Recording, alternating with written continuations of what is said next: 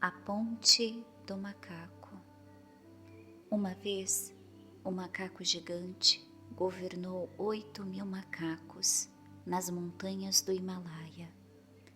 O rio Ganges serpenteava pelos rochedos onde viviam, antes de alcançar o vale em que as cidades foram construídas. E lá, onde a água borbulhante caía, de pedra em pedra, havia uma árvore magnífica. Na primavera, florescia branca e macia. Mais tarde, ficava carregada de frutas tão maravilhosas que nenhuma outra podia ser comparada a elas. E os ventos doces das montanhas conferiam-lhes a doçura do mel. Como os macacos eram felizes! Eles comiam a fruta e viviam à sombra da magnífica árvore. Os galhos de um dos lados avançavam sobre a água.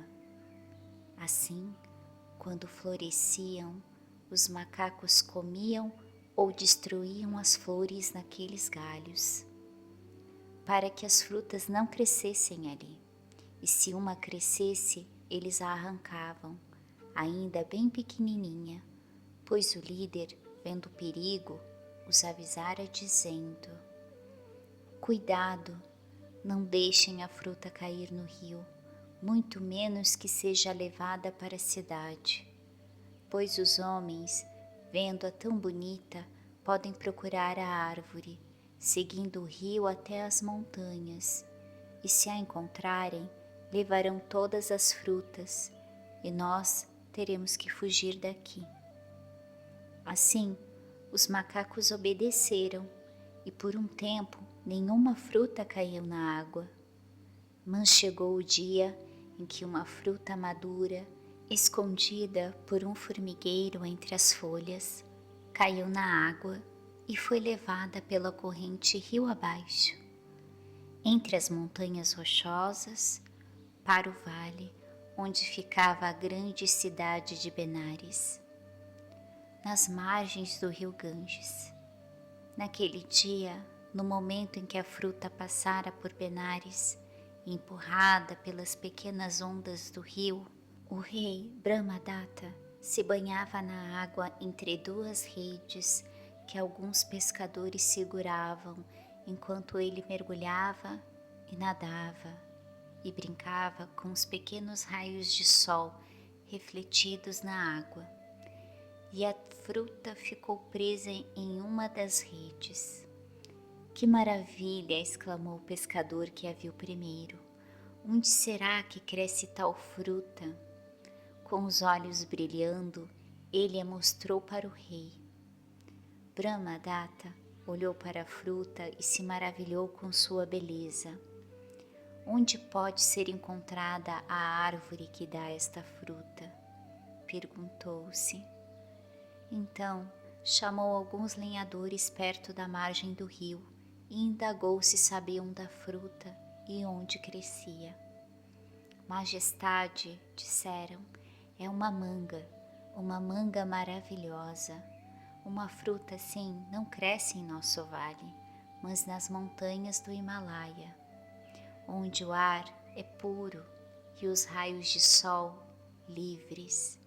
Sem dúvida, a árvore fica ao lado do rio e a fruta caiu na água, sendo trazida até aqui.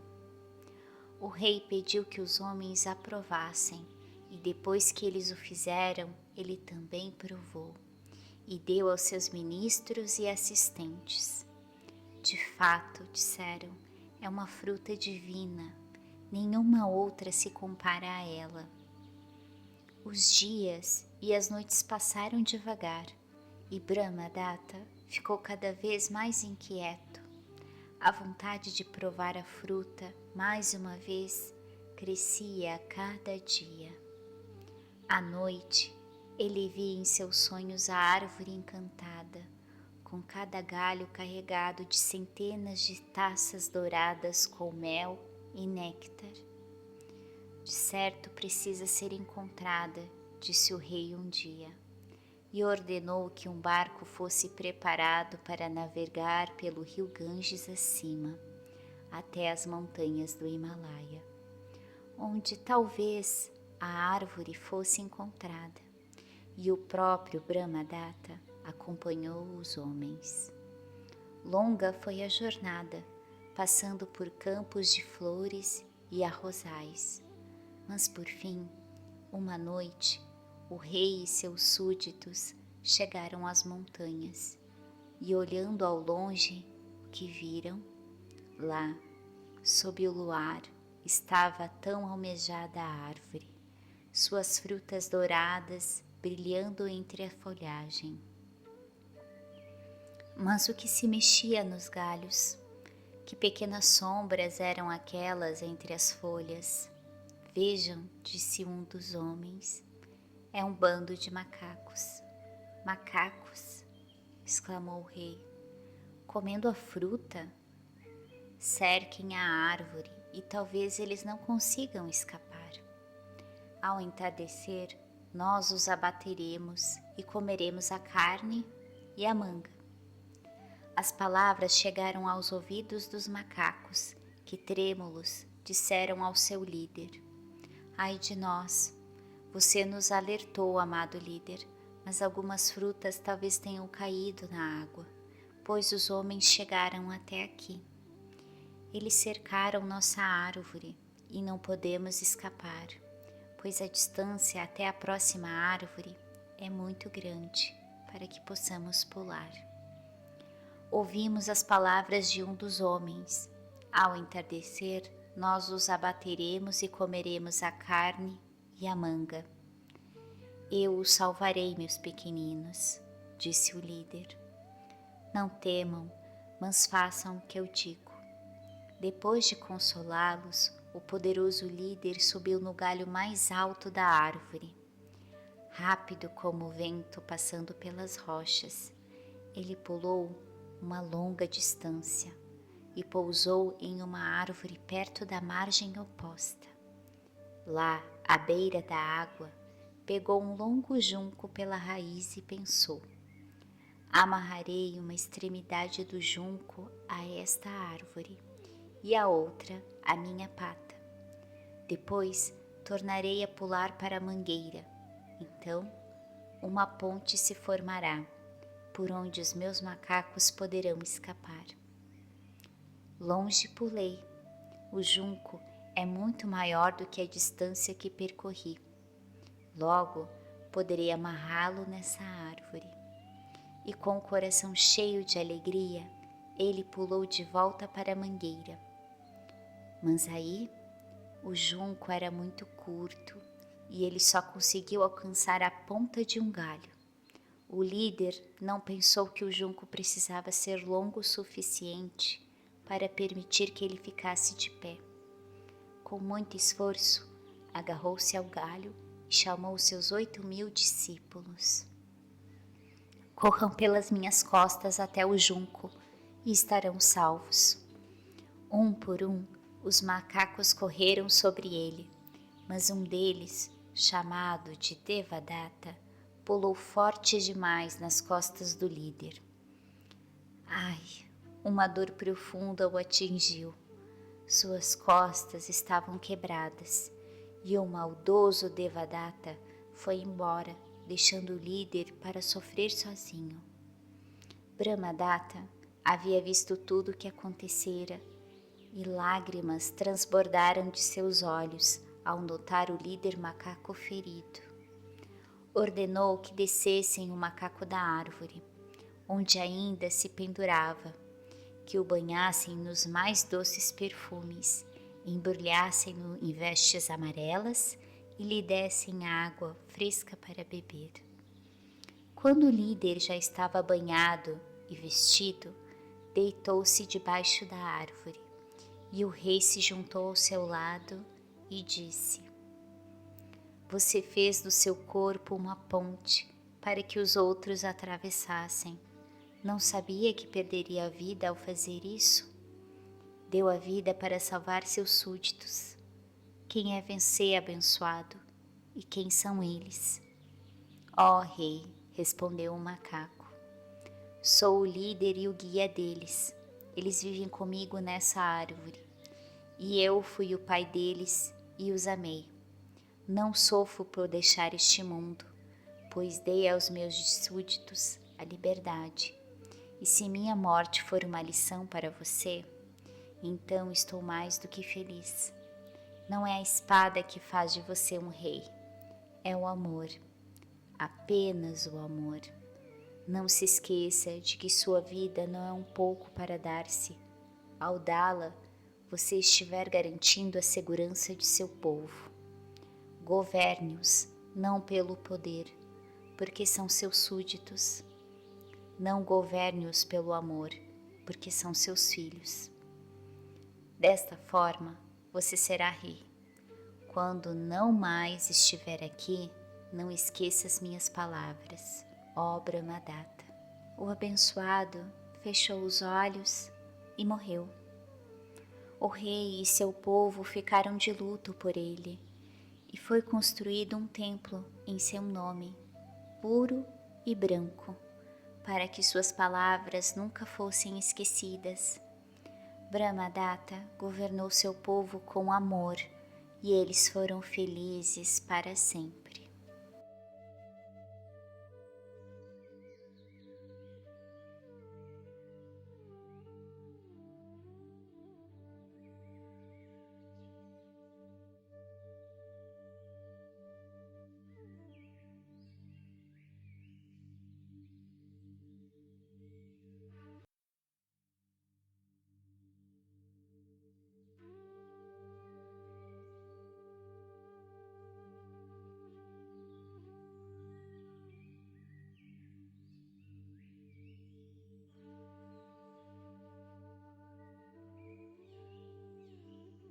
Os cães culpados.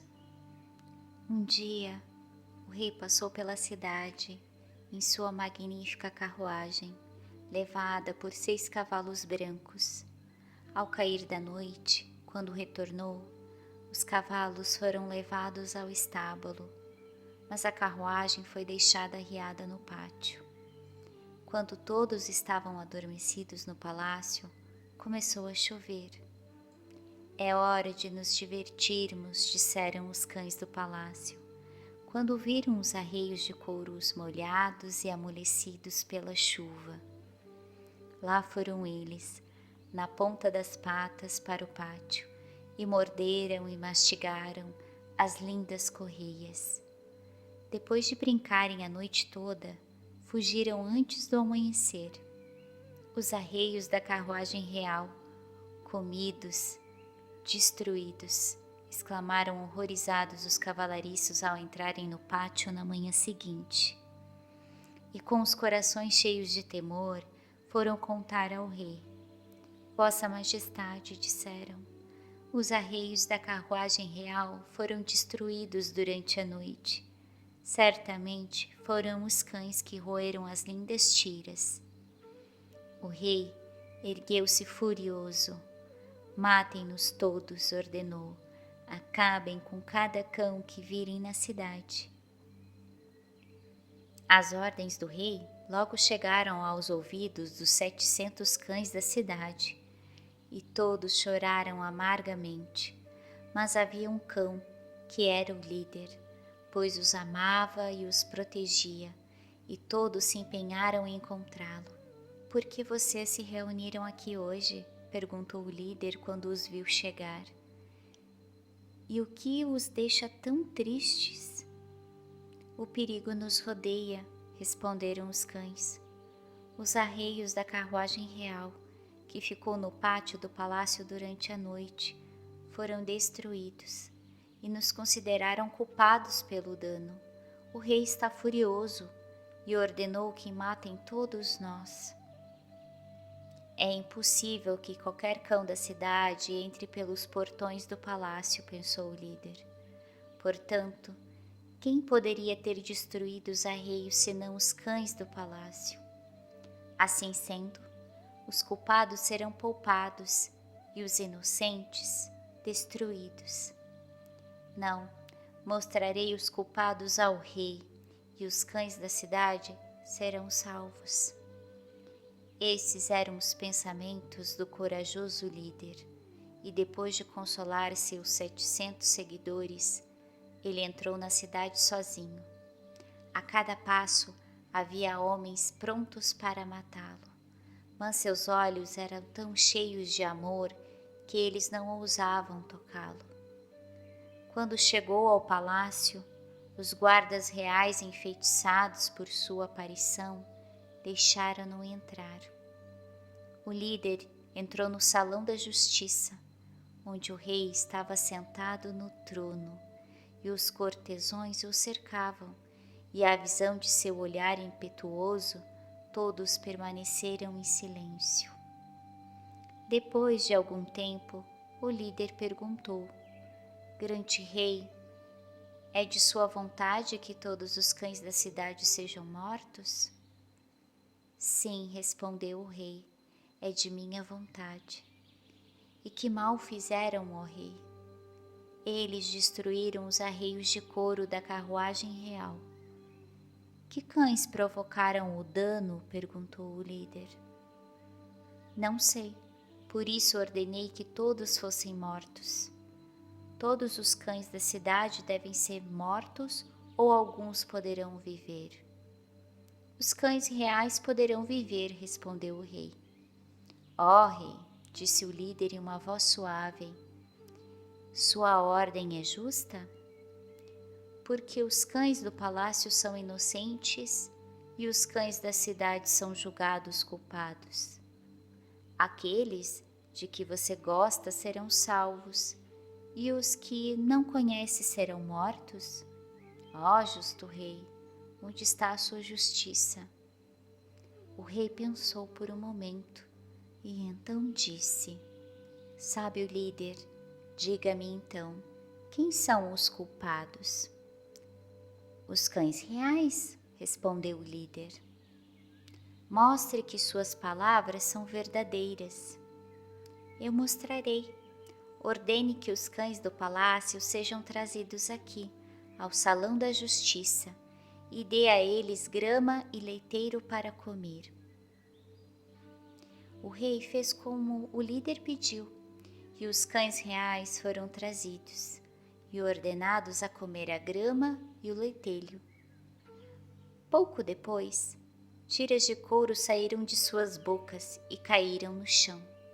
Os culpados foram encontrados. O rei se levantou lentamente do trono. Suas palavras são verdadeiras, disse para o sábio líder. Verdadeiras e puras como as gotas de chuva que caem do céu. Nunca o esquecerei enquanto eu viver. Ele ordenou que todos os cães da cidade recebessem ricos banquetes e cuidados reais por toda a vida. E todos viveram felizes para sempre.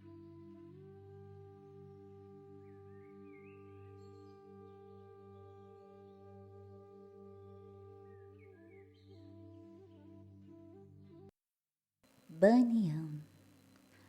De quem são esses olhos preciosos, cortando sombras da floresta? De quem são esses chifres tão brilhantes quanto a lua crescente? Vejam, minhas crianças, com que rapidez esses cascos perolados passam pelos arbustos. Vocês não ouviram falar sobre o cervo dourado, meus pequeninos? Banyan, o rei dos cervos, é o seu nome. Mas Banyan não era o único monarca na floresta de Benares. Ele reinava sobre 500 servos. E outro rei, Brant, reinava sobre outros 500. O rei de Benares tinha o hábito de caçar servos todos os dias. Antes de alcançar a floresta, era preciso cruzar inúmeros campos, e o arroz, o milho e as plantas delicadas que os camponeses cultivavam eram pisoteados pelos cavalos e homens do rei. Misericórdia, pediam os camponeses, mas as trombetas soavam e os pobres vozes ficavam perdidas nos campos. Como podemos mudar isso? Questionavam-se. Vamos espantar todos os servos para os jardins reais. Assim, ele não passará mais em nossos campos para caçar. Então, os camponeses, depois de semear grama e escavar lagos no bosque do palácio, chamaram os homens da cidade e, com bastões e lanças, foram à floresta perseguir os servos. Os homens primeiro cercaram a floresta, de forma que os servos não pudessem escapar por nenhum lado. E então, brandindo suas lanças e armas, conduziram-nos para o bosque do palácio e fecharam um portão. Depois, foram até o rei e disseram: Majestade, nós não podíamos mais trabalhar. Ai de nós! Quando você e seus homens iam caçar, nossos campos eram pisoteados pelos cavalos. Portanto, conduzimos os servos para o bosque do palácio, semeamos grama e escavamos lagos para que eles possam comer e beber. Assim, vocês não precisam mais cruzar nossos campos. A partir daquele momento, o rei não foi além de seu bosque para caçar. Todo dia, ele observava o bonito bando e viu entre eles 2 servos dourados. Os servos dourados não devem ser mortos, ordenou ele aos seus homens. Assim, Banian e Brant nunca foram tocados pelas flechas perfurantes, mas os outros eram mortos a cada dia para o banquete do rei. Depois de serem feridos várias vezes, alguns servos eram atingidos 1000 vezes antes de, por fim, morrerem pelas flechas dos caçadores. Portanto, um dia Brant foi até Banian e disse: Amigo do bosque, ouça minhas palavras. Nossos súditos não apenas estão sendo mortos, mas feridos inutilmente. Um deve ser morto por dia. Esse é o desejo do rei. Mas por que tantos devem ser feridos antes que um seja capturado? Não seria mais sábio se a cada dia um de nossos súditos fosse ao palácio para ser morto? Banian concordou, e assim foi ordenado. A cada dia, um servo ia ao palácio e colocava sua testa branca na pedra diante da porta. Num dia, um dos súditos de Banian, no outro, um de Brant. Um dia, uma serva do bando de Brant, mãe de um pequeno bebê servo, foi informada de que era sua vez de ir. Ao ouvir a notícia, correu até Brant e disse: Senhor, hoje é o dia em que devo ir ao palácio, mas meu pequenininho é frágil e ainda precisa dos cuidados da mãe. Será que não posso ir mais tarde, quando ele for mais velho? Vá, ordenou Brant. Outro não pode ir em seu lugar. Vá para o palácio, como foi ordenado que você faça. Com o coraçãozinho trêmulo de tristeza, ela correu para Banian e disse: Ó rei Banian, chegou minha vez de ir ao palácio, mas tem um pequenino que ainda precisa de mim. Será que não posso ir mais tarde, quando ele for mais velho? Volte para o seu pequenino, disse Banian. Garantirei que outro vá em seu lugar. E enquanto trovejava, ele correu entre as árvores e arbustos e apoiou a testa na pedra diante da porta do palácio. Ó servo dourado, aqui nesta pedra para ser morto. Ah, o que isso significa? Exclamou o homem que matava os servos para o banquete do rei. Sua faca caiu no chão e, fascinado, ele correu para contar ao rei o que havia visto. Assim como você, meu pequenino, correria para o irmão que lhe é querido, o rei correu para Banian. Ó bela criatura, exclamou ele, o que a trouxe a esta dolorosa pedra? Você não sabe que eu ordenei que você nunca seja morto? Servo dourado, conte-me o que trouxe aqui. Majestade, respondeu Banian. Hoje era a vez de uma serva branca, mãe de um jovem servo, vir no lugar dela, pois seu pequenino é muito novo para ser deixado sozinho. Lágrimas desceram pelas bochechas do rei e caíram na cabeça dourada de Banian, que ele segurava entre as mãos. E inclinando-se para o servo, disse: Sua vida, ó ser divino, e a da mãe serva serão poupadas. Levante-se e volte para o bosque. Majestade, respondeu Banian, nossas vidas serão poupadas, mas e a da nossa espécie que corre no bosque? A vida deles também será poupada? Então, os servos no bosque do palácio serão salvos, mas e os outros servos em seu reino, majestade? Eles também serão poupados, respondeu o rei.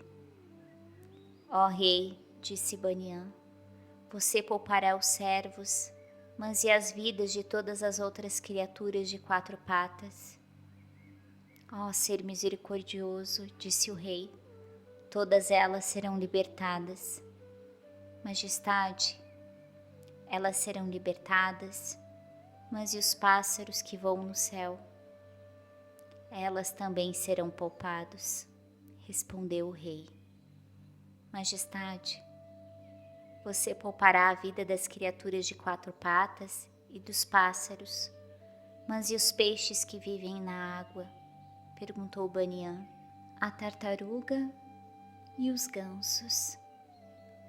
Venha conosco, amiga tartaruga, disseram 2 gansos selvagens para uma velha e gentil tartaruga que vivia em um lago no Himalaia.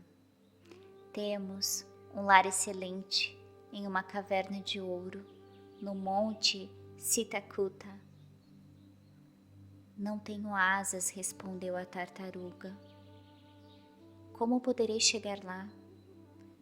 Você pode manter sua boca fechada? Perguntaram os gansos. Sim, certamente.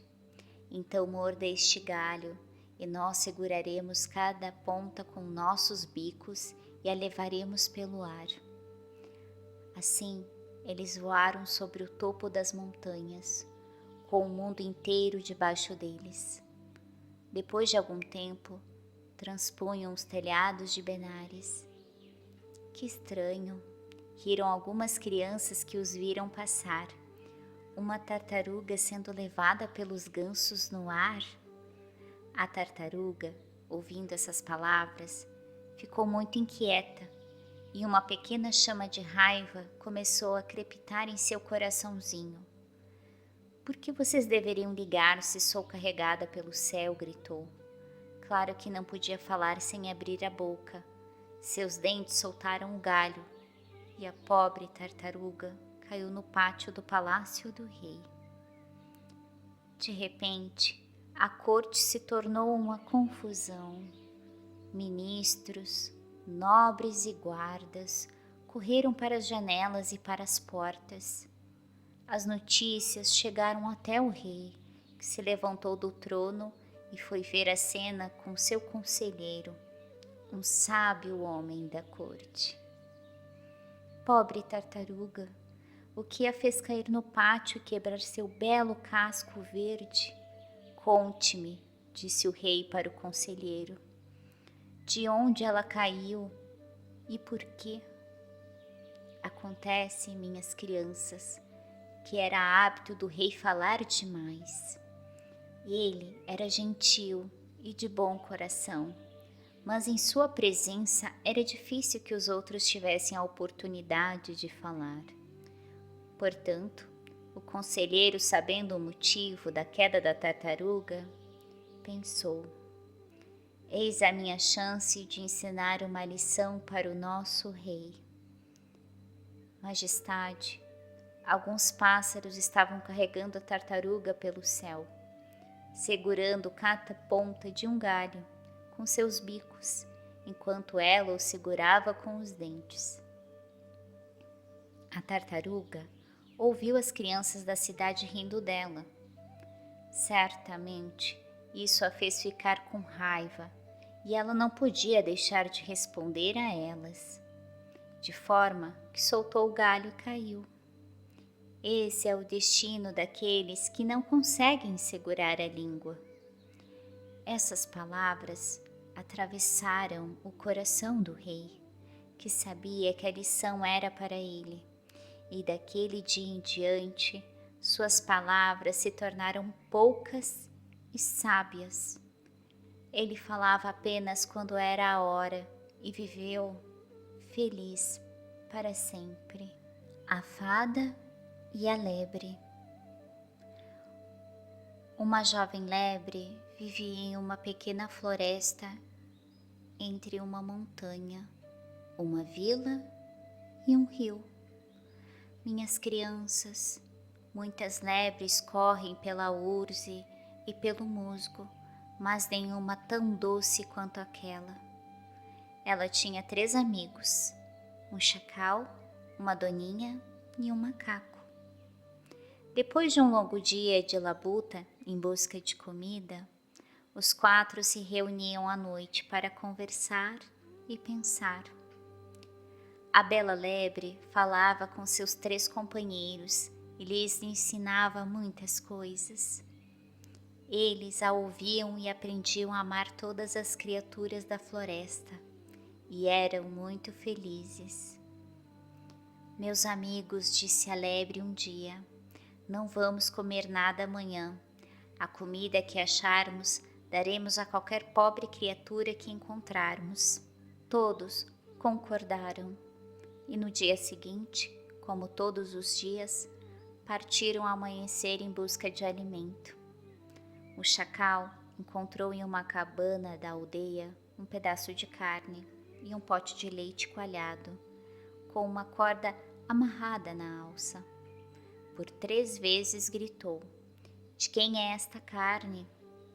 De quem é este leite coalhado? Mas a cabana estava vazia e sem resposta. Ele colocou o pedaço de carne na boca e a corda do jarro em volta do pescoço e fugiu para a floresta. Colocando-os ao seu lado, pensou: que chacal bom eu sou! Amanhã comerei o que encontrei, e se ninguém vier por aqui. E o que a doninha encontrou em sua ronda? Um pescador havia pescado alguns peixes dourados cintilantes e depois de escondê-los sobre a areia, voltou ao rio. A doninha encontrou o esconderijo e após tirar o peixe da areia, chamou 3 vezes. De quem são esses peixes dourados? Mas o pescador ouvia apenas o barulho do rio e ninguém respondeu ao chamado. Então, ela levou os peixes para a floresta, para uma pequena casa e pensou: que doninha boa eu sou! Não comerei esses peixes hoje, mas talvez outro dia. Enquanto isso, o amigo macaco tinha subido a montanha e, encontrando mangas maduras, carregou-as para o bosque e colocou-as debaixo de uma árvore e pensou: que macaco bom eu sou! Mas a lebre estava deitada na grama da floresta e seus belos olhos estavam úmidos de tristeza. O que eu posso oferecer se alguma pobre criatura passar pelo meu caminho? Pensou ela.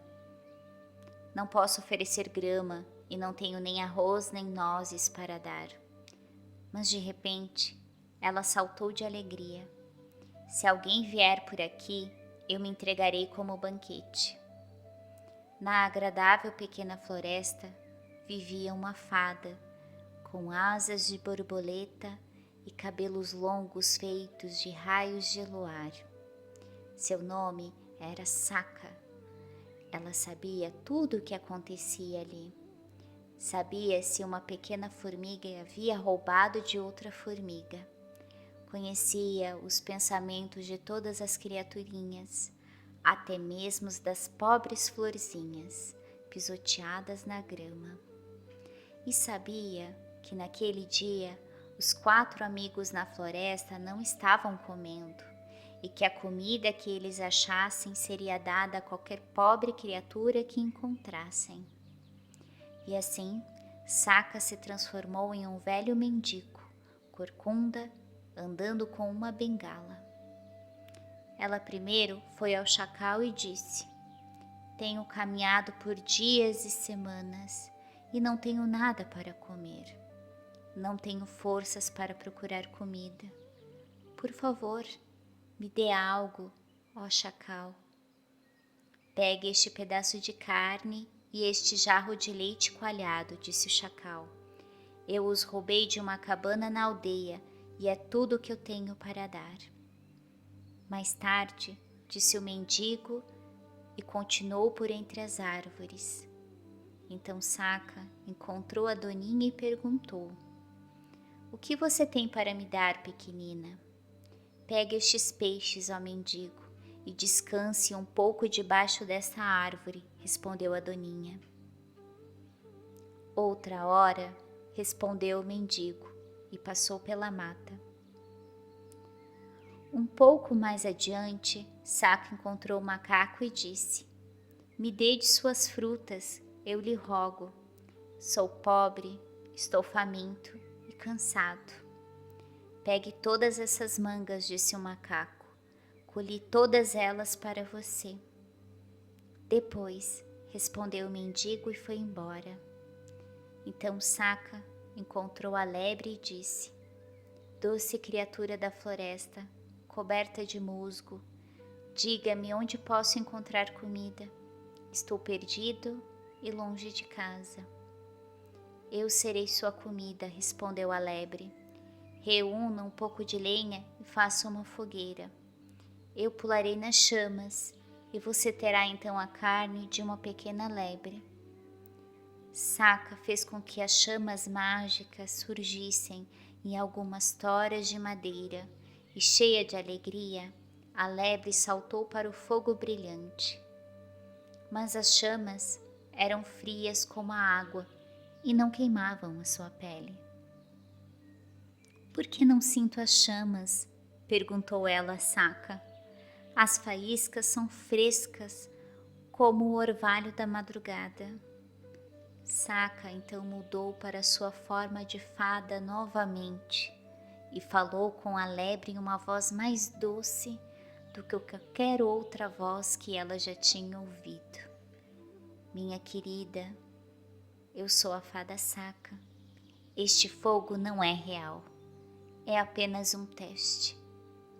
A bondade do seu coração, ó abençoada, será conhecida em todo o mundo por séculos."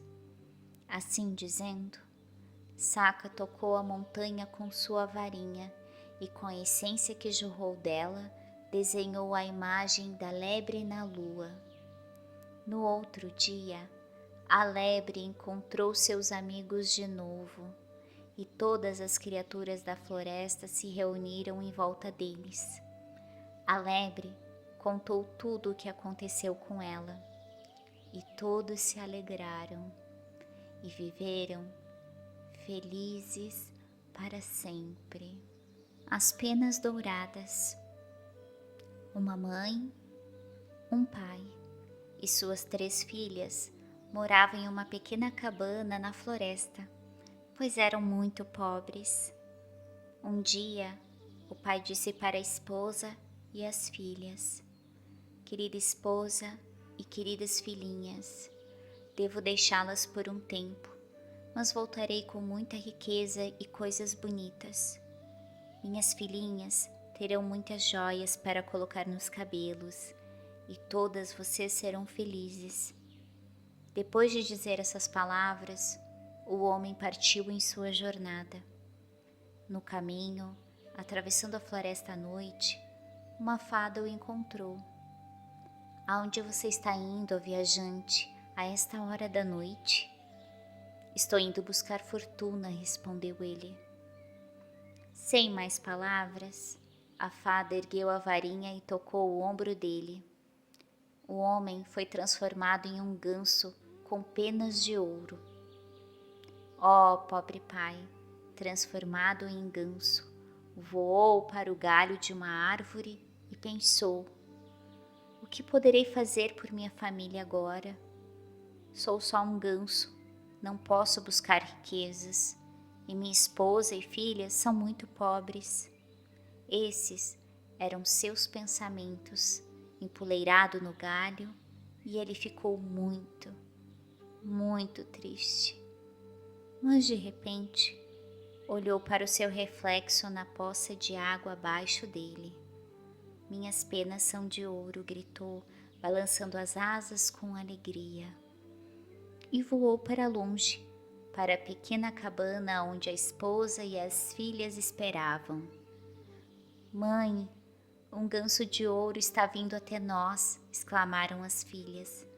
Na porta, o ganso falou com elas.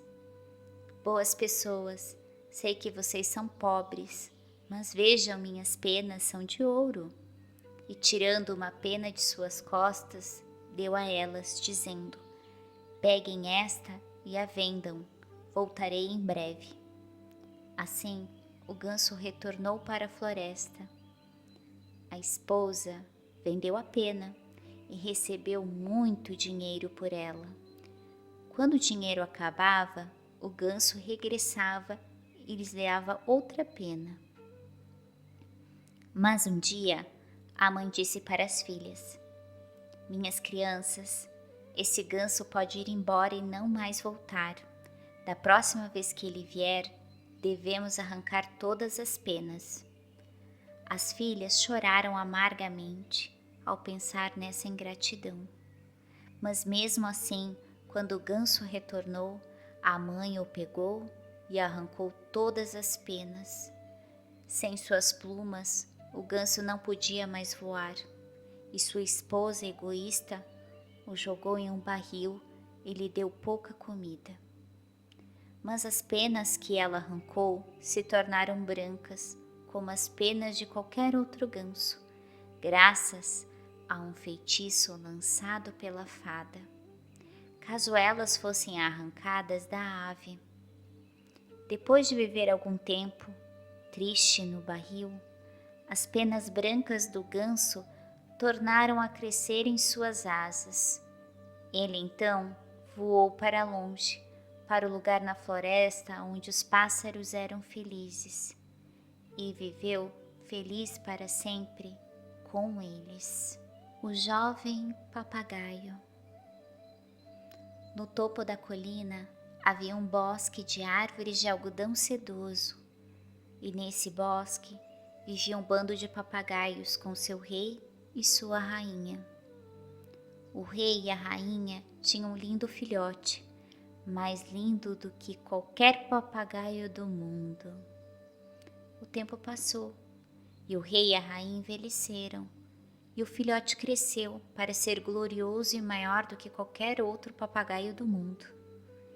Ele disse um dia a seus pais: queridos, agora que estou crescido e forte, trarei comida do campo para vocês. E a cada dia ele voava com o grupo para os campos de arroz. Depois de comer com os outros, levava no bico uma grande porção para dar à sua mãe e ao pai. Um dia, os papagaios encontraram um belo campo, mais fértil que qualquer outro, e passaram a comer lá. Devo dizer ao meu mestre que papagaios estão comendo o arroz dele, pensou o funcionário do fazendeiro. Foi até o chefe e disse: mestre, nosso campo é fértil e realmente o arroz é mais bonito do que em qualquer outro campo. Mas um bando de papagaios vem todos os dias se alimentar dos grãos, e um deles, mais bonito que os outros, depois de comer uma grande porção, sai com o bico cheio de arroz para guardar. O dono do campo então foi tomado de desejo de ver aquele pássaro que havia levado o arroz embora. Faça uma armadilha com a crina de um cavalo e pegue aquele papagaio, disse ao funcionário, mas me traga-o vivo. No dia seguinte, o trabalhador preparou a armadilha e, ao pousar, o jovem papagaio sentiu seu pé minúsculo preso. Ele não chorou nem pediu ajuda, pois pensou: se meus companheiros souberem que fui pego, ficarão assustados e não comerão. Devo esperar até que tenham comido e então os chamarei. Depois que haviam comido, eles o chamou, mas ninguém apareceu para ajudá-lo, pois com medo todos voaram para longe. Ele foi deixado sozinho e chorou amargamente. O que eu fiz? Pensou. Por que me deixaram? Em pouco tempo, o trabalhador chegou à armadilha e, agarrando o pássaro com alegria, exclamou: ora, você é exatamente o que eu queria pegar. E o levou para o mestre. O dono do campo pegou o papagaio delicadamente entre as mãos. Meu pássaro, disse ele, você tem uma pequena fazenda em algum lugar? É lá que você esconde o arroz? Depois de comer do meu campo, você sai voando com um bico cheio de grãos, seu passarinho travesso. O papagaio respondeu com uma doce voz humana: cumpro a cada dia um dever, um tesouro devo manter. Diga-me, falou o dono do campo, qual é o dever que você cumpre e o tesouro que você mantém? Meu dever, respondeu o papagaio, é levar comida para os meus pais, que estão velhos e não podem voar. E meu tesouro é uma floresta de amor. Nessa floresta, os fracos são ajudados pelos mais fortes e os que têm fome recebem comida. Ao ouvir isso, o velho sorriu. O campo é de todos vocês, disse. Voe de volta para os seus pais, que o esperam, mas retorne para o meu campo todos os dias. O lindo pássaro voou rapidamente para a floresta onde seus pais o chamavam, e todos os outros papagaios se reuniram em volta e ouviram a história do jovem papagaio. Todos se uniram e viveram felizes para sempre. O lago vazio. Em um belo lago, coberto de nenúfares, muitos peixes se encontraram. Eles se reuniram para ouvir uma história contada por um deles. Era uma vez, dizia a história, nesse nosso lago, um rei, um grande rei. Ele era um peixe como nós, com dorso dourado, mas muito mais dourado ainda.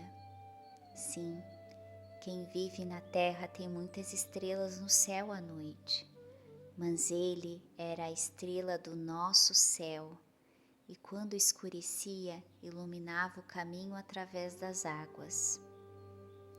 Mas a rainha chuva se esqueceu de mandar chuvas para a terra antes que fizesse calor. Dia após dia, a mãe terra e os sedentos raios de sol bebiam a água do nosso lago, e o rei vento, soprando fogo de leste a oeste, levou todas as gotas, exceto as últimas. Ai de nós! Nosso lago tornou-se uma poça, e a cada dia corvos vinham e devoravam nossos companheiros. Mas nosso rei, nosso querido rei, falou em um sussurro suave, e suas palavras soaram muito acima da terra. A rainha chuva, ouvindo seu chamado, olhou para baixo, e as fadas que carregavam os vasos de água e aquelas que conduziam as nuvens através do céu acordaram de seu sono. E o rei Trovão, ouvindo a oração, levantou-se e chamou seu exército. Eu ordeno a todos vocês, disparem. Imediatamente, o mundo inteiro estremeceu. Os líderes das nuvens marcharam pelo céu. Os canhões do rei Trovão dispararam relâmpagos de leste a oeste. O grande céu se abriu, mostrando sua luz, e a água jorrou.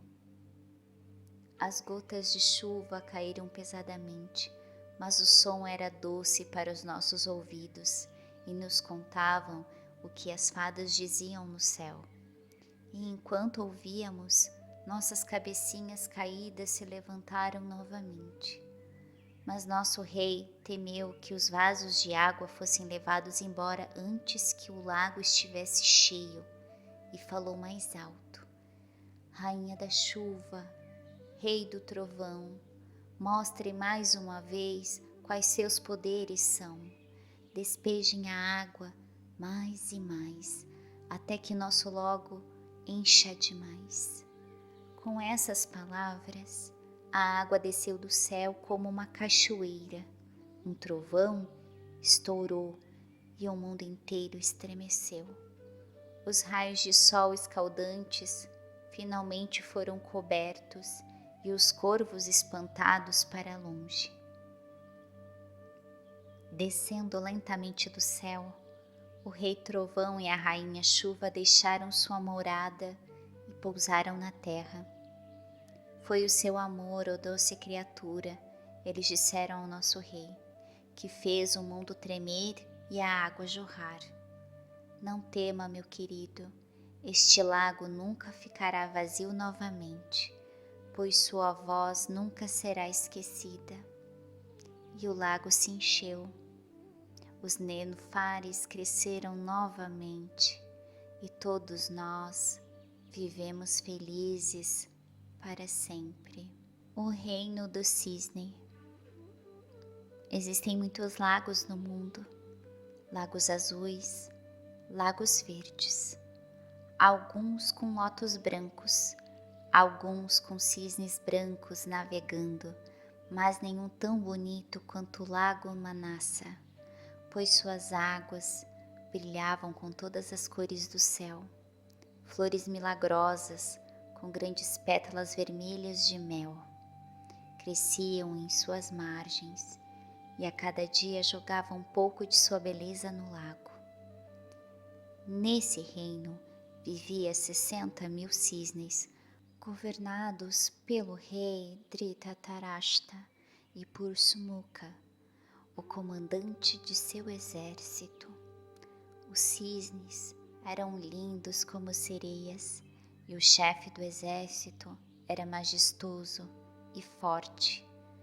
Mas nenhum cisne poderia ser comparado ao rei, pois suas penas eram de prata brilhante e quando ele flutuava à noite, era como se a luz estivesse no lago. Os cortesãos de cada palácio falavam com seus senhores sobre o reino dos cisnes. Muitos monarcas elogiavam a nação maravilhosa e ficavam encantados com seus governantes Dhritarashtra e Sumukha. Mas acima de tudo, Brahmadatta, o rei de Benares, ansiava por vê-los. Foi assim que um dia ele reuniu os seus cortesãos e disse: Sábios e fiéis, seu rei nunca será feliz até que certo desejo seja realizado. Majestade, podemos saber o seu desejo? Anseio por encontrar o rei e o comandante do lago Manassa. Diga-me, portanto, como posso satisfazer esse desejo?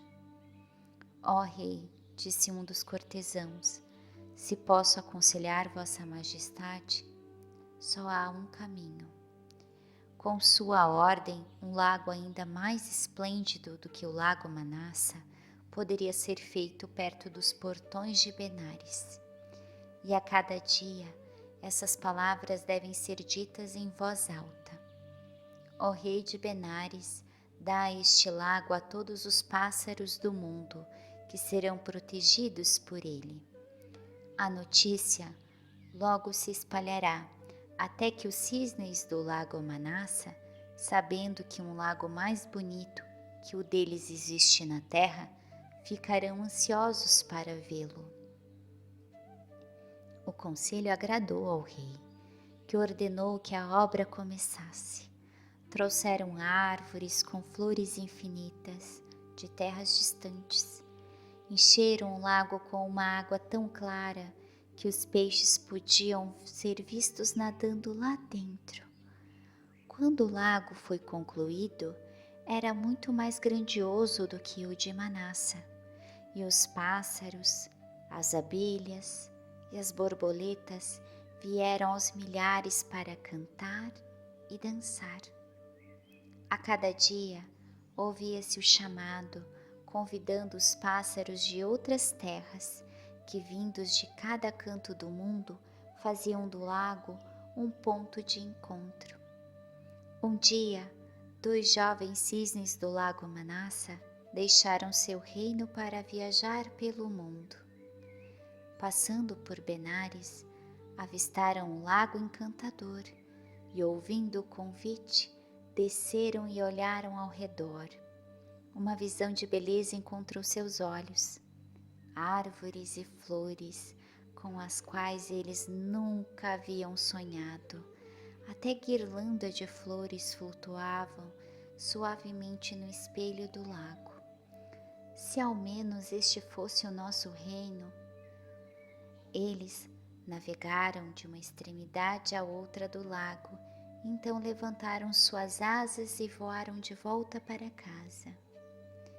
Dia após dia, falavam do maravilhoso lago e as portas de Benares, e os 60.000 cisnes ficavam inquietos. Leve-nos lá, ó rei, pediam eles a Draitarashta. Todos os dias, até que finalmente ele decidiu partir. Mas Sumuka, o pensativo, não se alegrou. Meu rei, disse ele a Dhritarashtra, você tem certeza de que é sábio agradar seus súditos nesse assunto? Cuidado com as palavras dos homens. De fato, doce é o convite, mas sabemos pouco sobre o que está por trás dele. Se, no entanto, decidir que devemos ir, que não fiquemos mais que um dia. Dhritarashtra concordou, e ao cair da noite, os cisnes ergueram as asas e voaram para Benares. Chegaram ao lago ao amanhecer, e logo Manassa foi esquecido. Eles nadaram entre as flores, como se estivessem em um sonho. Flutuaram majestosamente sobre as águas plácidas, brilhando como 60.000 estrelas no céu. Brahmadatta foi informado e gritou de alegria. Peguem Dhritarashtra e Sumuka e traga-nos para o meu palácio. Os servos do rei não demoraram a preparar uma armadilha entre as flores, e logo a pata prateada de Dhritarashtra ficou presa nela. Profundamente alarmados, os 60.000 cisnes levantaram-se com altos gritos de dor e tristeza e voaram descontroladamente, frenéticos, como se seu líder tivesse sido morto em uma batalha. Sumuka permaneceu sozinho com seu senhor. Volte para Manassa, disse Dhritarashtra para Sumuka. Meus súditos não podem ser felizes sozinhos. Vá pelo bem deles, ó Sumuka. Eles precisam do líder para protegê-los no lago. Mas Sumuka não deu ouvidos e ficou ao lado do rei. Quando os servos de Brahmadatta viu que um cisne fora capturado e que outro estava esperando ao seu lado, olhou para eles pasmo. Seu companheiro foi pego, disse ele a Sumuka. Mas você, ó bela criatura, está livre. Por que então fica? Não sabe que os guardas podem prendê-lo? Suas asas são brancas e claras, então voe para longe, brava criatura, e não se demore aqui. Mas Sumuka respondeu com uma voz humana. Este pássaro que você pegou é o nosso rei. Como posso fugir daqui e ser feliz longe dele? Se você quiser me agradar, ó guarda, leve-me com você e o liberte. Não tema, respondeu o guarda gentilmente. Nenhum mal acontecerá ao seu rei. É verdade que sua pata prateada está presa, mas apenas porque nosso rei Brahmadatta deseja vê-lo. Venha, portanto, em meu ombro para o palácio. Nosso rei vai honrar vocês dois. Foi como o homem havia dito, e quando ele trouxe os cisnes desamarrados para o palácio e contou a Brahmadatta a história, o rei ficou sem palavras, espantado e assombrado. Mas Dhritarashtra falou com ele com uma voz doce, e o coração do rei foi atraído por ele. Eles conversaram felizes, juntos, e depois que todos os favores reais foram dados a eles, os dois cisnes partiram da corte e voltaram para Manassa. Foi um retorno alegre para todos os 60.000 cisnes, e juntos eles viveram felizes para sempre. O teste do mestre. Sou pobre e fraco, disse um dia um mestre a seus pupilos, mas vocês são jovens e eu os ensino, portanto. É seu dever encontrar o dinheiro de que seu velho professor precisa para viver. Como podemos fazer isso? Perguntaram os pupilos.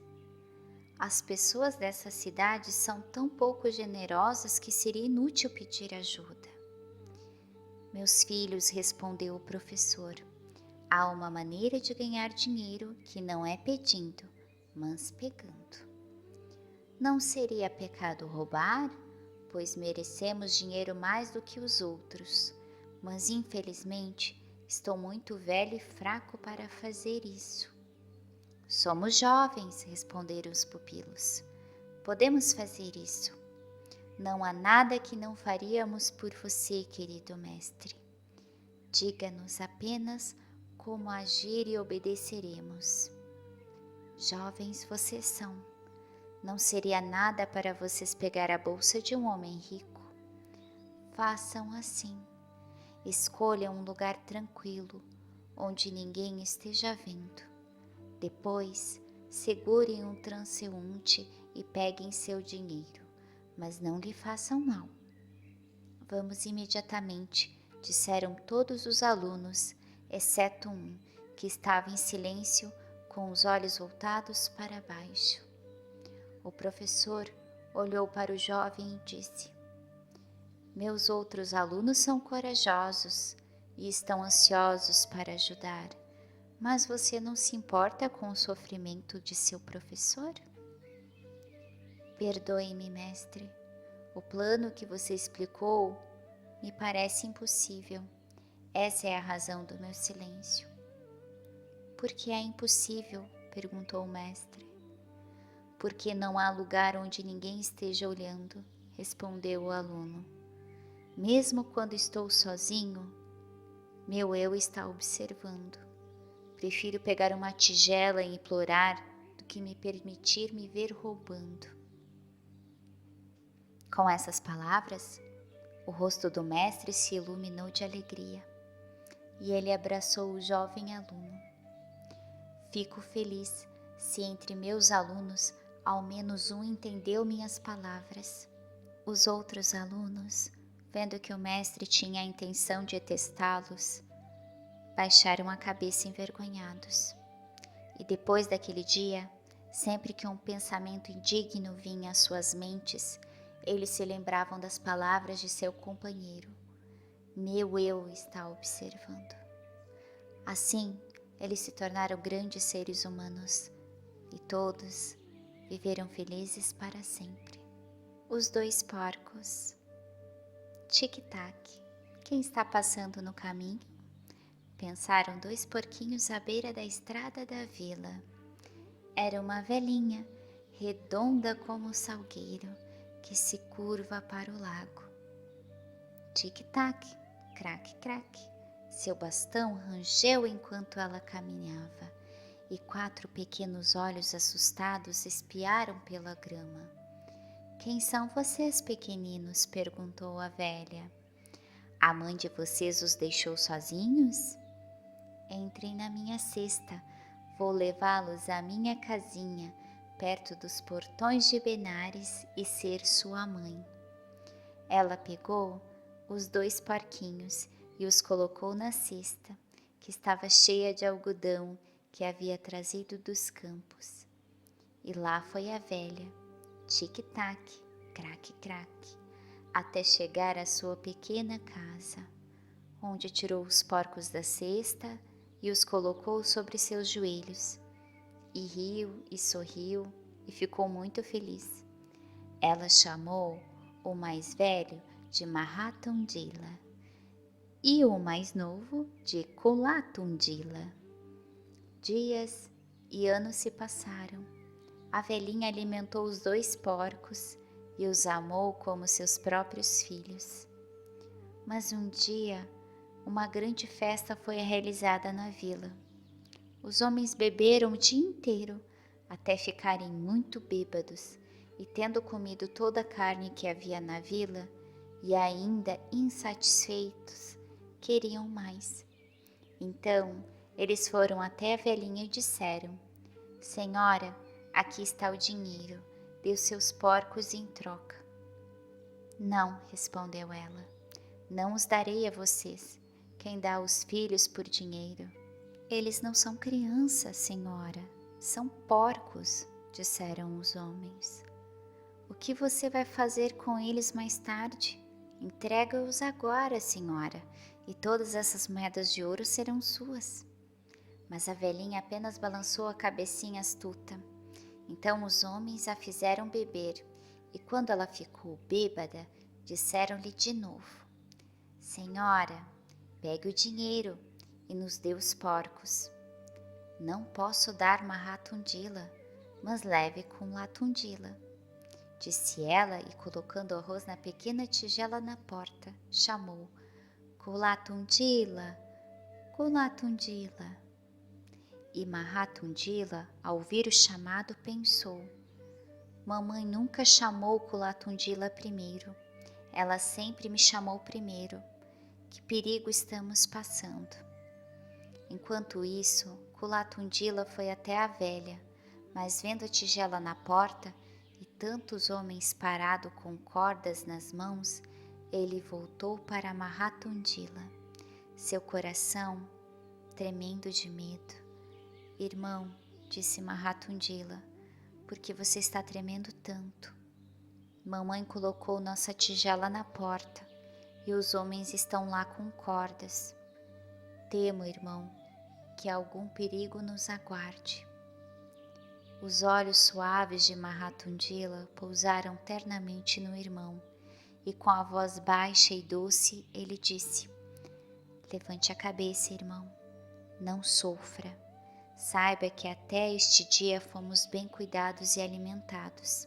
Ai de nós! É a nossa carne que os homens desejam. Vá, Tundila, atenda o chamado da mamãe. Mas comovido com as lágrimas nos olhos do irmão, Mahatundila falou essas palavras: Banhe-se no lago, com um brilhante dia de festa aparece, e você encontrará um perfume que nunca se esvanece. E enquanto ele falava, todo mundo mudou. As florzinhas na grama abriram seus corações para ouvir. As árvores se curvaram, o vento silenciou e os pássaros demoraram em seu voo. Os homens e a velha não estavam mais bêbados e as cordas caíram de suas mãos. A doce voz penetrou na cidade de Benares e foi ouvida por milhares de cidadãos, ricos e pobres. Todos foram às lágrimas e com um só pensamento apressaram-se na direção de onde vinha a voz, até chegarem à casinha na qual, derrubando a cerca, aglomeraram-se. Mas Kulatundila ficou perplexo. Por que meu irmão diz essas palavras? Nunca tomamos banho em um lago, nem encontramos perfume. Irmão, diga-me qual é o lago e qual é o perfume que nunca se esvanece. Mahatundila respondeu: é a grande multidão. Ficou silêncio enquanto ele falava. É o lago, é o amor, e o amor é a fragrância que nunca se esvanece. Não fique triste, irmão, não fique triste por deixar este mundo. Muitos permanecem e são infelizes, muitos partem e a alegria é deles.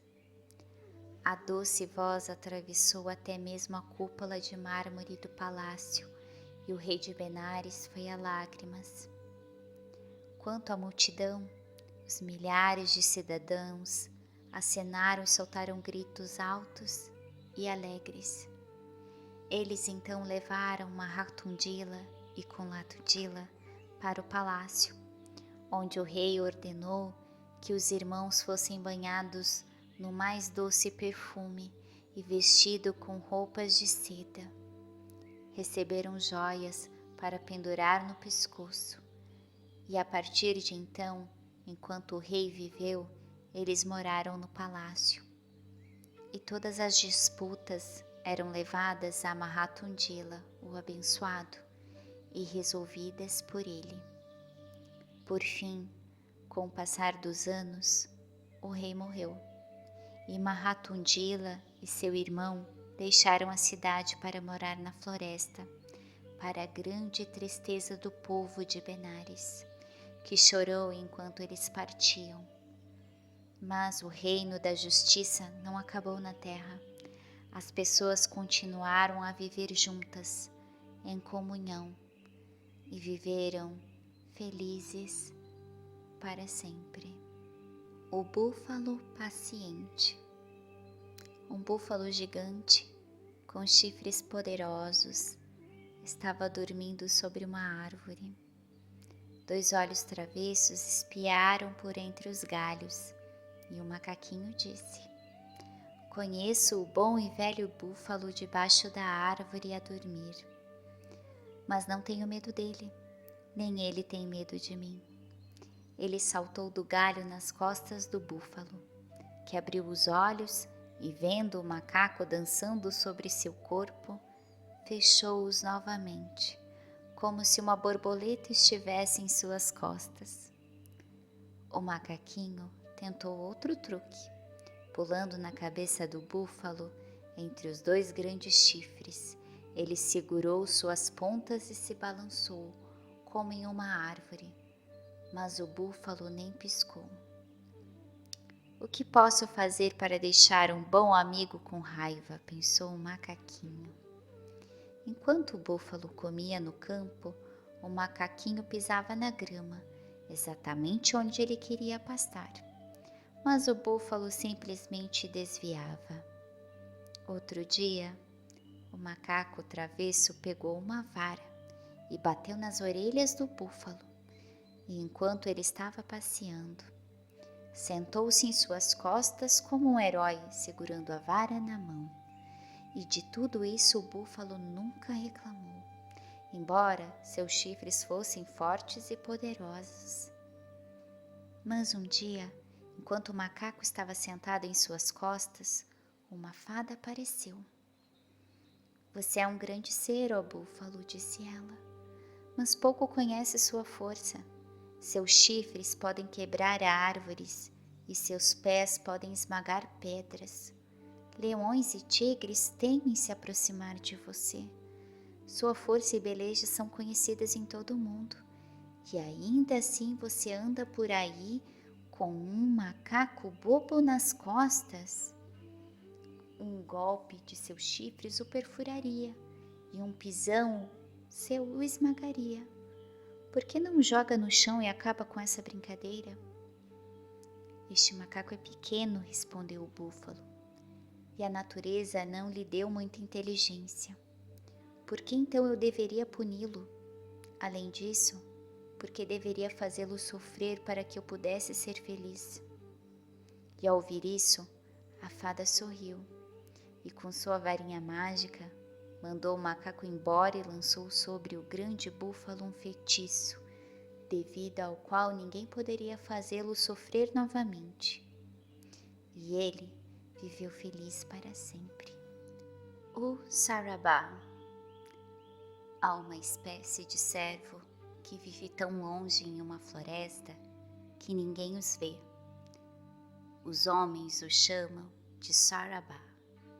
Meus pequeninos, se vocês prestarem atenção quando todo mundo estiver quieto e o sol estiver longe, poderão ouvir baixinho a voz deles vindo da floresta. Um dia, um rei estava caçando nessa floresta e entrou tão longe, que um desses sarabás passou diante de seus olhos. "Quem é você, linda criatura?", perguntou ele. Mas o sarabá correu e desapareceu por entre as árvores. "Eu vou pegá-lo", exclamou o rei furiosamente. "Ele não pode escapar de mim." Fazendo o cavalo avançar, atirou flechas na bela criatura.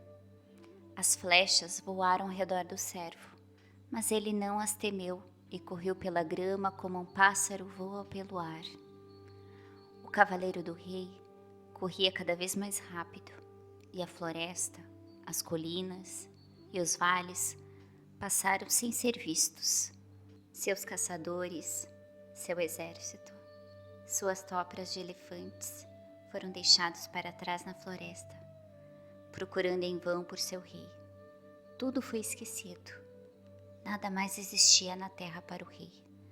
Apenas a bela criatura que perseguia. "Corra, corra rápido, rápido", gritava o rei em fúria. Os cascos do cavalo mal tocavam o solo enquanto ele galopava. Mas de repente, eles alcançaram um abismo que o sarabá saltou facilmente. O rei não viu o abismo. Seus olhos estavam fixos apenas na criatura que caçava. Mas o cavalo percebeu e, não ousando pular, parou repentinamente na borda, e o rei foi lançado por cima de sua cabeça. "Por que não ouço mais o barulho dos cascos do cavalo?", pensou o sarabá. "O rei foi embora? Ou será que caiu no abismo?" O sarabá olhou para trás e viu o cavalo correndo de um lado ao outro sem o cavaleiro, e seu coração se encheu de tristeza. O rei caiu no abismo. Ele está sozinho. Seu exército está longe. Certamente está sofrendo mais do que outro sofreria em tal situação, pois ele tem um exército brilhante como ouro, sem elefantes e homens para protegê-lo e aguardando o seu chamado. Mas agora está sozinho, pobre rei. Eu vou salvá-lo, se ele ainda estiver vivo. Pensando nisso, o sarabá se virou e voltou para o abismo. Ao chegar à beira, olhou para baixo e viu seu inimigo deitado na poeira, gemendo. Curvando-se, falou-lhe em voz suave: "Rei dos homens, não tenha medo de mim. Não sou um goblin que faz mal aos que estão perdidos e longe de casa. Eu bebo a água que você bebe e como a grama que cresce na terra. Sou capaz de ajudá-lo, ó rei, e tirá-lo desse abismo. Confie em mim, eu irei." "Meus olhos veem a verdade", pensou o rei. "Este que veio para me ajudar não é meu inimigo?" O rei olhou para o sarabá e viu seu coração se encheu de vergonha. "Criatura justa", disse ele, "não estou muito ferido, pois a armadura que me cobre é forte, mas saber que eu fui seu inimigo me dói mais do que minhas feridas. Perdoe-me, abençoado." Ao ouvir essas palavras, o sarabá soube que o rei confiava nele e o amava. Ele desceu ao abismo e, levando o rei nas costas, escalou as paredes altas, com uma força maior do que a do elefante mais poderoso, e o levou para a floresta. Então, O rei abraçou o Sarabá. Como posso lhe agradecer? Meu palácio, meu país são seus. Venha, querido, volte comigo para a cidade.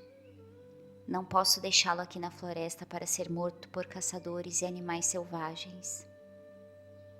Grande rei, disse o Sarabá, não me peça para ir ao seu palácio. Aqui é meu país, nesta floresta, e as árvores são meus palácios. Mas se você deseja me fazer feliz, conceda-me então este favor. Eu rogo. Não cace mais na floresta, para que aqueles que vivem sob as árvores sejam felizes e livres. O rei fez sua promessa alegremente e voltou ao palácio, para regozijo de todo o seu povo que o acolheu com vivas. Então, sem mais delongas, publicou um decreto que dali em diante ninguém deveria caçar na floresta. Assim, o rei, seu povo e os animais da floresta viveram felizes para sempre. A cidade dos Goblins. Um grande navio foi arremessado pelas ondas furiosas na costa rochosa de uma ilha. Felizmente, a tripulação e os passageiros, 500 homens ao todo, não morreram afogados. A situação era péssima, mas quando olharam ao redor, ficaram animados pelos belos arredores. Nosso navio afundou, infelizmente. Mas sem dúvida existem muitos tesouros nessa ilha. Depois de algum tempo, o som de vozes chegou aos seus ouvidos e eles viram uma multidão de mulheres se aproximando. Logo, elas chegaram ao local onde os homens estavam reunidos e falaram com eles. De onde vocês vêm, viajantes? O navio ficou destruído pelas rochas? Os homens dessa ilha partiram há muito tempo em um navio também e nunca mais voltaram. Venham conosco para as nossas casas, ó viajantes. Vamos cuidar de vocês e fazê-los felizes. As palavras das mulheres eram muito sedutoras, mas enquanto falavam, amarravam os homens com correntes mágicas. E sem saber que estavam sendo atraídos por essas correntes, eles a seguiram para suas casas.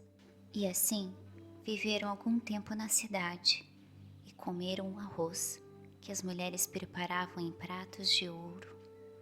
Mas em uma noite, quando todos estavam dormindo, um dos 500 homens acordou e ouviu vozes estranhas. De quem são essas vozes? Pensou. Não são vozes de goblins?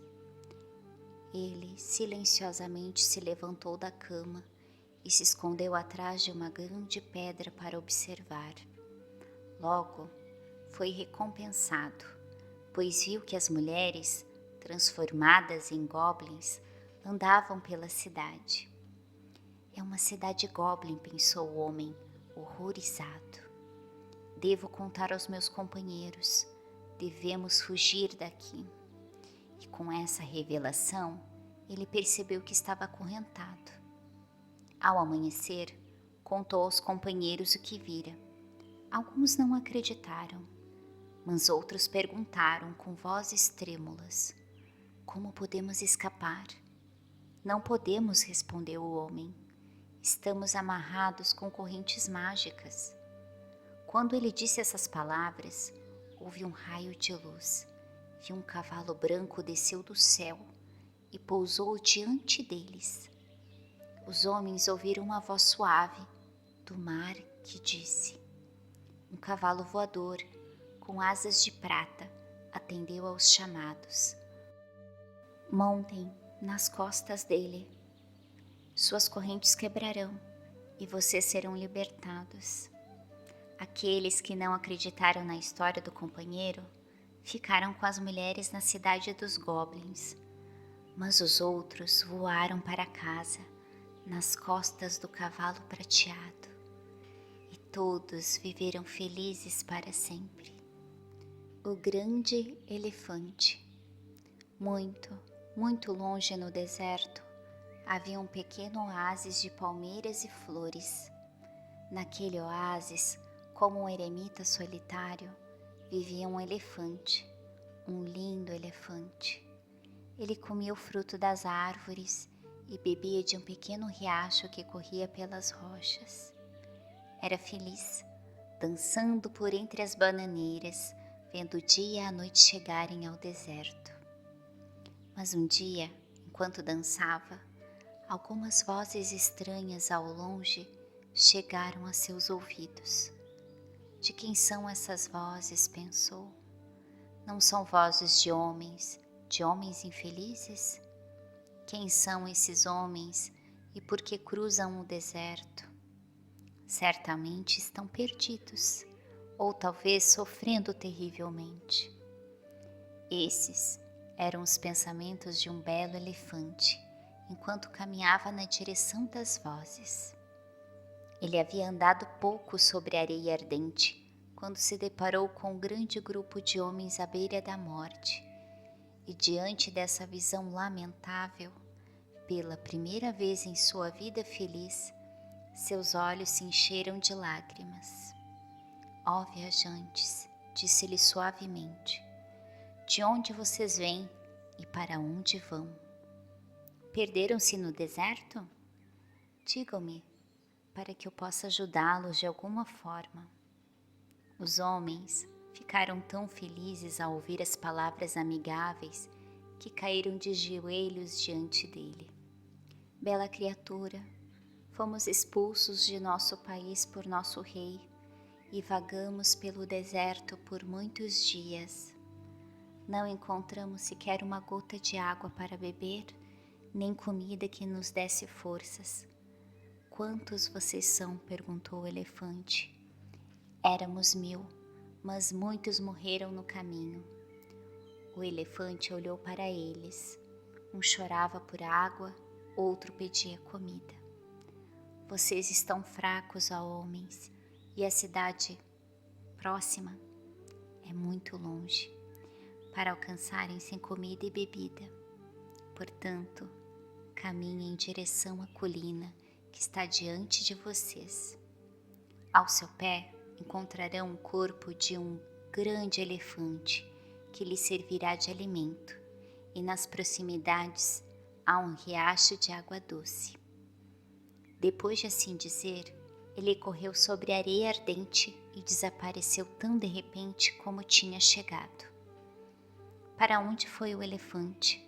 E por que ele correu desse jeito? Ele foi direto para a colina, a mesma que indicara aos homens, mas pegou outro caminho, para que não o vissem. O elefante escalou o topo da colina, e então do ponto mais alto deu um salto poderoso, e seu belo corpo se chocou com o chão. Quando os homens chegaram ao local, viram a forma semelhante à de um gigante, e um grande medo se apoderou deles. Este não é o nosso querido elefante? Exclamou um deles. O rosto é o mesmo, os olhos, embora fechados, são os mesmos, disse o outro. E todos se sentaram na areia e choraram amargamente. Depois de algum tempo, um deles falou: Companheiros, não podemos comer este elefante que deu a vida por nós. Não, amigos, disse o outro. Se não o comermos, seu sacrifício terá sido inútil e morreremos antes de chegarmos a outra cidade. Assim, seremos ajudados. Nem o desejo de nosso elefante será realizado. Os homens não falaram mais nada, mas olharam para a areia escaldante e comeram a carne com lágrimas nos olhos. E isso os tornou fortes, muito fortes, de modo que puderam cruzar o deserto e chegar a uma cidade onde seus problemas terminaram. Eles nunca se esqueceram do grande elefante e viveram felizes para sempre. As codornas briguentas. Ouçam aqueles gritos dolorosos que atravessam a cada dia a floresta silenciosa. Infelizmente, são os gritos de 6.000 codornas, pobres passarinhos. Todo dia, um homem vem da vila e lança uma rede sobre elas. Assim que pousam no chão, depois de lançar a rede, ele a recolhe, pegando centenas de codornas, que leva para vender na vila. Um dia, o rei Codorna disse: "Não chorem mais, meus pequeninos. Se ouvirem as palavras de seu rei, nunca serão pegos. Quando a rede foi retirada sobre vocês, passem as cabeças pelos buracos e alcem voo, levantando-a no ar. Se pousarem no topo de uma colina espinhosa, os espinhos vão segurar a rede acima do solo e vocês poderão escapar por baixo dela antes que o homem alcance a colina. Façam o que eu digo e todos serão salvos. Mas se um dia surgirem brigas e vocês começarem a discutir uns com os outros, ai de mim. Nesse dia serão pegos e nunca mais verão a mata."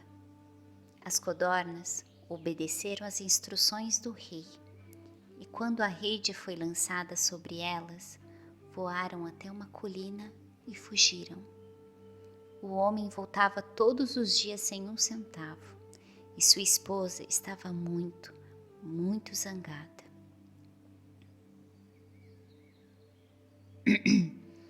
"Não se preocupe", disse ele à noite à esposa.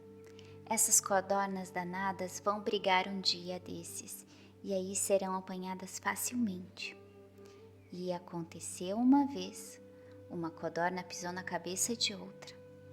"Eu vou lhe dar o que você merece", gritou com raiva a codorna ferida, pulando na outra e batendo sua asa. "Saia, saia." O rei Codorna, vendo a briga, disse aos outros: "Não vamos ficar aqui. Esses dois pássaros infelizes certamente vão acabar mal." E voou com aqueles que acataram seu aviso, enquanto as duas codornas briguentas continuavam discutindo. Uma estranha nuvem escura cobriu suas cabeças. Era a rede. Muitas outras foram apanhadas com elas e levadas para a vila para serem mortas. Mas o sábio rei Codorna e aquelas que seguiram seu conselho nunca foram pegos, e na pequena floresta silenciosa viveram felizes para sempre. O incêndio na floresta.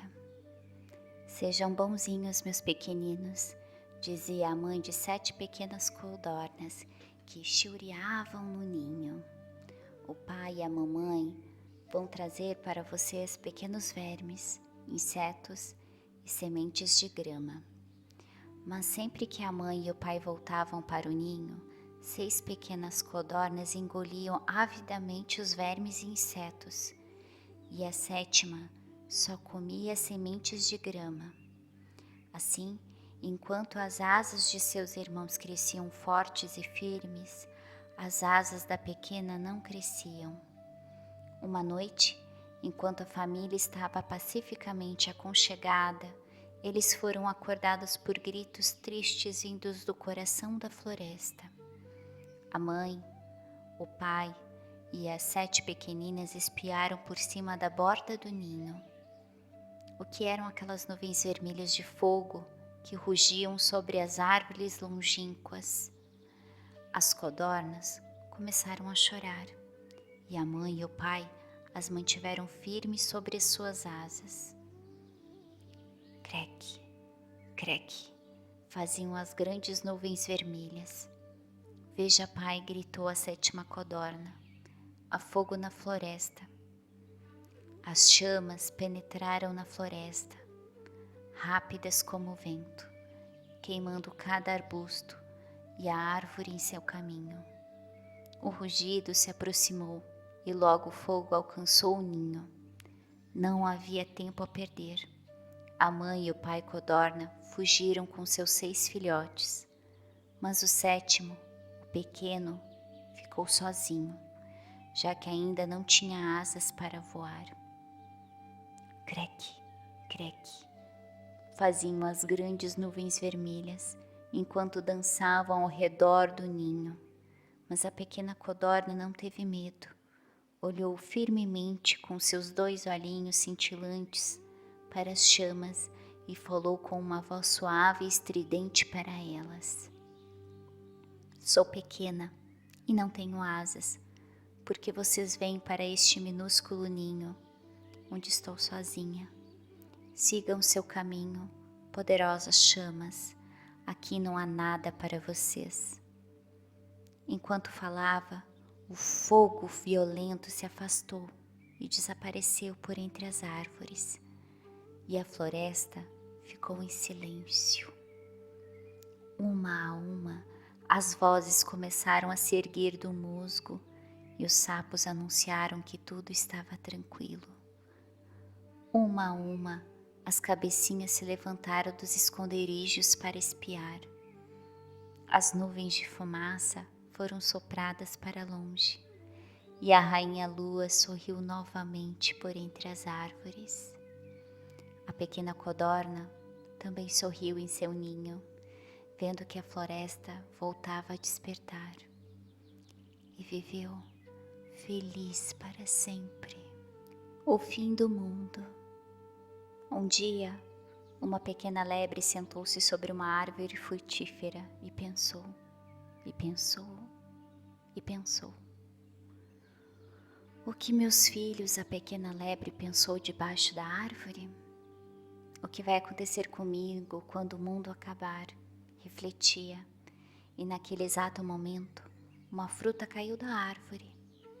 A pequena lebre saiu correndo tão rápido quanto suas pernas podiam carregá-la, certa de que o barulho da fruta caindo no chão era do mundo se despedaçando.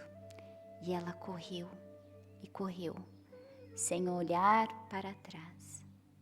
Irmã, irmã, chamou outra lebre que a viu correndo. Por favor, diga o que aconteceu.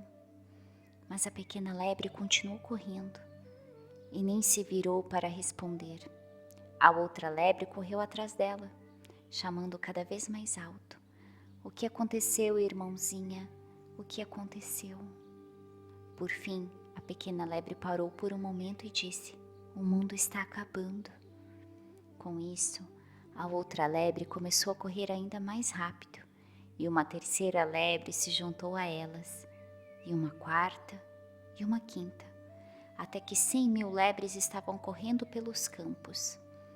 Elas correram pela floresta e pela selva profunda, e os veados, os javalis, os alces, os búfalos, os bois, os rinocerontes, os tigres, os leões e os elefantes, ouvindo que o mundo estava chegando ao fim, correram descontroladamente com elas. Mas entre os que viviam na selva estava um leão sábio, que sabia tudo o que acontecia no mundo, e quando ouviu que milhares de animais fugiam porque acreditavam que o mundo estava acabando, ele pensou: nossa terra está longe de acabar, mas minhas pobres criaturas vão morrer se eu não as salvar, pois com seu medo elas correrão para o mar. O leão correu a tal velocidade que alcançou uma montanha que estava no caminho deles antes que chegassem. Ao passarem pela montanha, o leão rugiu 3 vezes, tão poderosamente que os animais se detiveram em sua fuga louca e ficaram parados, perto um dos outros, tremendo.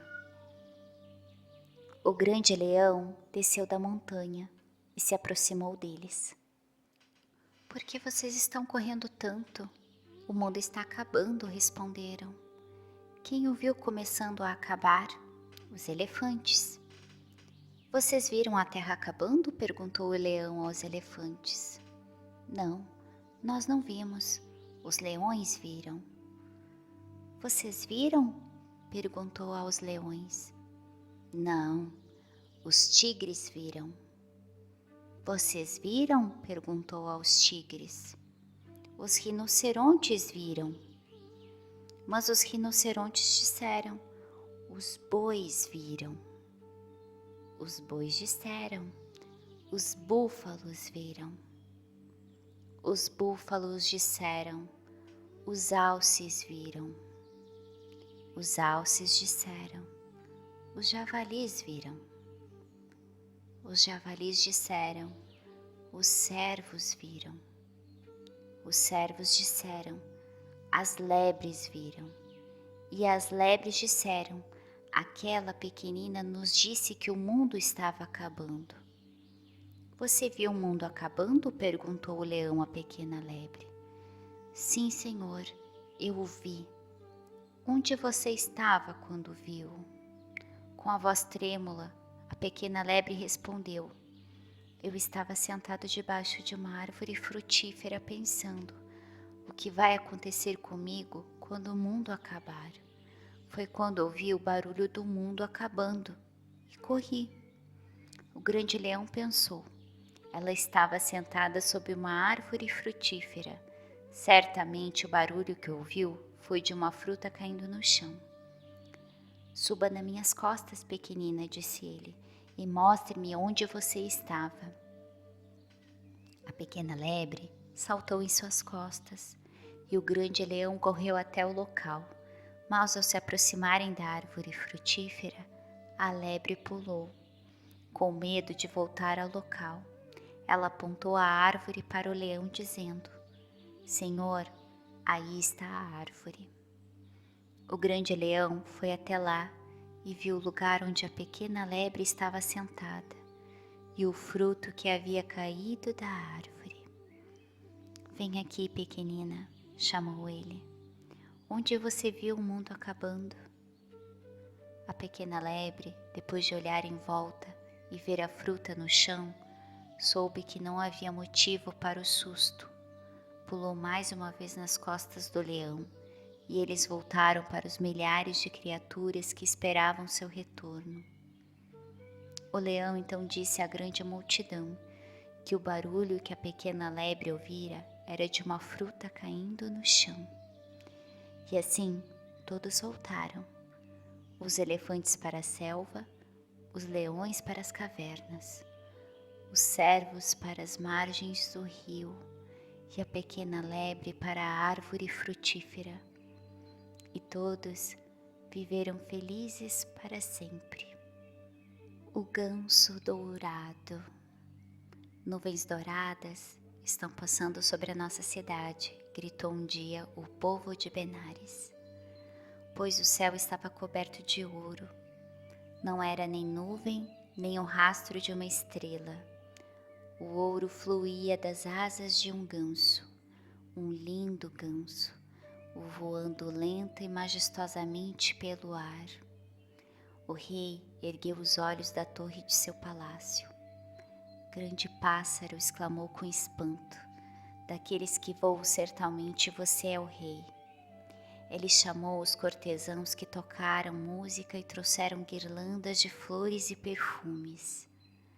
Assim, o rei homenageou o belo visitante. O ganso olhou para baixo e, vendo o rei e seus cortesãos e as guirlandas de flores e ouvindo a doce música, voltou-se para o bando de gansos que o seguia. Por que o rei me honra assim? Perguntou. Senhor, com certeza ele deseja ser seu amigo, responderam os gansos. Com isso, o pássaro dourado desceu à terra e saudou o rei. Depois, voltou para os seus companheiros no céu. No dia seguinte, o rei caminhava pelos jardins perto do lago de Anukata, quando o grande pássaro veio novamente até ele, carregando água em uma asa e pó de sândalo na outra. Sua visita não durou mais do que a anterior, pois após aspergir a água sobre o rei e espalhar o pó sobre ele, o ganso imediatamente se juntou a seus companheiros e voou para o seu reino em Sitakuta. Com o passar do tempo, o rei de Benares ansiava cada vez mais por ver o pássaro dourado novamente. Todos os dias, ele caminhava perto do lago de Anucata e todos os dias, olhando para o horizonte distante, suspirava. Meu amigo, vai voltar mais uma vez? Mas o ganso dourado estava longe, nas montanhas de Sitacuta, com seu grupo de 90.000 gansos. Todos amavam o seu rei e estavam muito, muito felizes. Um dia, os 2 mais jovens do grupo foram até o ganso dourado e, depois de fazerem uma reverência, disseram: Viemos nos despedir de você, ó rei. Vamos fazer uma corrida com o sol. Meus pequeninos, respondeu o ganso, suas pequenas asas são muito frágeis para voar com o sol. Vocês morreriam no caminho. Portanto, sejam sábios e fiquem. Mas os jovens gansos persistiram. Eles perguntaram uma segunda vez e uma terceira vez. E ainda que ouvindo sempre a mesma resposta do rei, decidiram partir sem a sua permissão. Assim, antes do nascer do sol, eles fugiram para o monte de Yugandhara e esperaram até o sol aparecer. Mas o rei sabia que os pequenos gansos, tolos, haviam partido e que aguardavam em Yugandhara. Ele voou rapidamente para o monte, e quando o grande sol vermelho apareceu no céu e os 2 pequeninos gansos abriram suas asas, ele os seguiu. O menor deles havia voado por algumas horas quando suas asas bateram debilmente e não conseguiram mais carregá-lo. Mas o rei voava a seu lado, e assim que viu que o jovem estava prestes a cair no chão, foi até ele. Acalmou-o e carregou em suas asas até Sitacuna. Então, o ganso dourado retornou para o outro pequeno ganso, voando mais rápido que o sol, e o alcançou e ficou ao seu lado. Senhor, choramingou o jovem ganso, já não posso mais voar. O grande pássaro o colocou gentilmente sobre suas asas e também o carregou até Sitacuta. E se eu ultrapassasse o sol, que está agora em seu apogeu, pensou o grande pássaro, e perfurando as nuvens, perfurando o espaço, ele ultrapassou o sol 1000 vezes. Mas depois de um tempo pensou: o que é o sol para mim? Por que devo apostar corrida com ele? Uma missão muito maior me espera. Irei ao meu amigo, o rei de Benares, e falarei com sabedoria com ele, e ele e seu povo ficarão felizes. O ganso então voou por todo o mundo, de uma ponta a outra, até que finalmente chegou a Benares. Mais uma vez a cidade foi iluminada por uma névoa dourada. Descendo lentamente, o rei ganso pousou. Chegou meu amigo, exclamou o rei de Benares com alegria, e aplausos ressoaram pelo palácio. O próprio rei trouxe um trono de ouro para o pássaro e ordenou-lhe: entre e sente-se comigo. E depois de refrescar suas asas com perfume e dar-lhe água fresca para beber, o rei sentou-se ao seu lado para que pudessem conversar. De onde você vem, ó belo pássaro? Desde que sobrevoou Benares, tenho saudades de vê-lo de novo. Eu venho de Sitacuna, das montanhas silenciosas, respondeu o grande ganso. Ele então contou ao rei a história de sua corrida com o sol. Os olhos do rei brilhavam enquanto ele ouvia. É possível que o veja correndo com o sol? Perguntou humildemente ao pássaro. Não, respondeu o ganso. Isso nunca pode ser visto, mas talvez eu possa mostrar-lhe de outra maneira ao rei a velocidade do meu voo. De que maneira, lindo pássaro? Chame 4 arqueiros e ordene-lhes que atirem suas flechas contra uma parede, todos de uma vez. E antes que elas toquem na parede, eu as pegarei com meu bico. O rei fez o que o pássaro pediu. E quando os 4 arqueiros dispararam suas flechas, o grande pássaro as pegou. Nenhuma flecha tocou a parede. Excelente! Exclamou o rei. Pode alguma velocidade ser comparada sua ao milagroso? Sim, respondeu o pássaro. Há uma velocidade maior que a minha, 100 vezes mais rápida, 1000 vezes mais rápida, 100.000 vezes mais rápida, e é a velocidade do tempo. Prazeres, riquezas, palácios, o tempo os leva embora mais rápido do que o meu voo mais veloz. O rei, ao ouvir essas palavras, estremeceu de medo. Mas o ganso consolou e disse-lhe gentilmente: Ó rei, não temas. Se você ama seu povo e tenta fazê-lo feliz, o que importa se o tempo passar?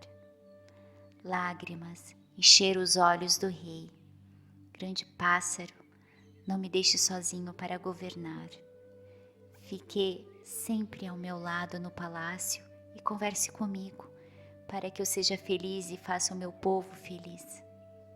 Não, não ficarei. Um dia, depois de beber vinho, você pode dizer: mate esse pássaro para que possamos nos banquetear com ele.